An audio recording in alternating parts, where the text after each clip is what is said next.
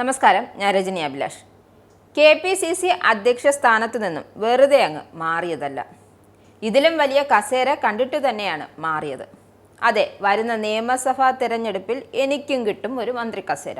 അതുകൊണ്ടാണല്ലോ താൻ മാറിയതെന്ന് സുധാകരൻ.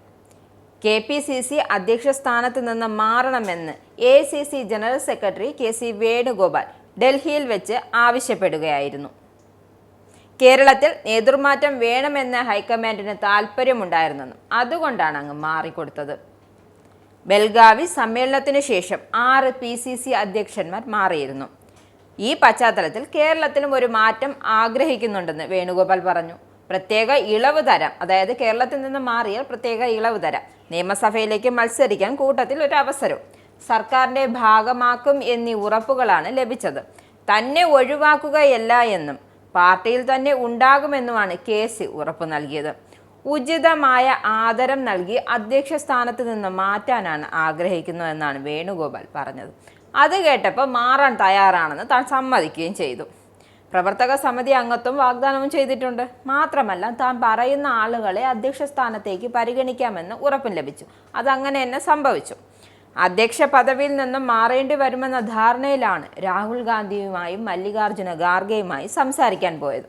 എന്നാൽ മാറ്റുമെന്ന് നേരത്തെ പറഞ്ഞതിനാൽ നിയമസഭാ തിരഞ്ഞെടുപ്പ് കഴിയും വരെ തുടരാൻ അവസരം നൽകണമെന്ന് ആവശ്യപ്പെട്ടിരുന്നു. അതായിരുന്നു തന്റെ തീരുമാനമെന്നും സുധാകരൻ പറയുന്നു. ഖാർഗെയുമായും രാഹുലുമായും നടന്ന ചർച്ചയിൽ മാറണമെന്ന് രണ്ടുപേരും തന്നോട് ആവശ്യപ്പെട്ടിട്ടില്ല. കേരളത്തിലെ നേതാക്കളെ ഫോണിൽ വിളിച്ച് സംസാരിക്കാം, നിങ്ങളുടെ ആരോഗ്യാവസ്ഥ എന്താണെന്ന് ചോദിക്കട്ടെ എന്നൊക്കെയായിരുന്നു അവർ പറഞ്ഞിരുന്നത്. അല്ലാതെ തന്നെ മാറ്റുന്നത് സംബന്ധിച്ച് നേതാക്കൾ തനിക്കൊരു സൂചന പോലും തന്നിരുന്നില്ല. നിയമസഭാ തിരഞ്ഞെടുപ്പിൽ കോൺഗ്രസിനെ നയിക്കണമെന്ന് തനിക്ക് ആഗ്രഹമുണ്ടായിരുന്നു. അതായത് പിണറായി വിജയനെതിരായുള്ള അന്തിമ പോരാട്ടമായാണ് അതിനെ കണ്ടതെന്നും രാഹുൽ ഗാന്ധിയും മല്ലികാർജുന ഖാർഗെയും മാറണമെന്ന് ആവശ്യപ്പെടാതിരുന്നതോടെ മാറേണ്ടി വരില്ലെന്നാണ് താൻ കരുതിയത്. കണ്ണൂരിലെ CPM-നെതിരായ തന്റെ പോരാട്ടങ്ങൾ രാഹുൽ ഗാന്ധിയും ഖാർഗെയും മനസ്സിലാക്കി കൊടുത്തിട്ടുണ്ട്. 11 തവണ തന്റെ കാർ ആക്രമിക്കപ്പെട്ടിട്ടുണ്ടെന്നും 3 തവണ ബോംബേറിൽ നിന്ന് രക്ഷപ്പെട്ടിട്ടുണ്ടെന്നും പറഞ്ഞപ്പോൾ ഖാർഗെയ്ക്ക് അത്രയും വേഗം മനസ്സിലായില്ല.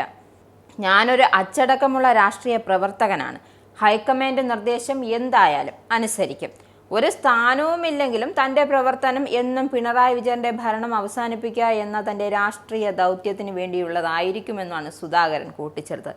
എന്തായാലും കോൺഗ്രസ് എടുത്തു കളഞ്ഞു, അതിന് എന്തെങ്കിലും മുട്ടുന്യായങ്ങൾ പറഞ്ഞ് നിന്നല്ലേ പറ്റൂ സുധാകരൻ.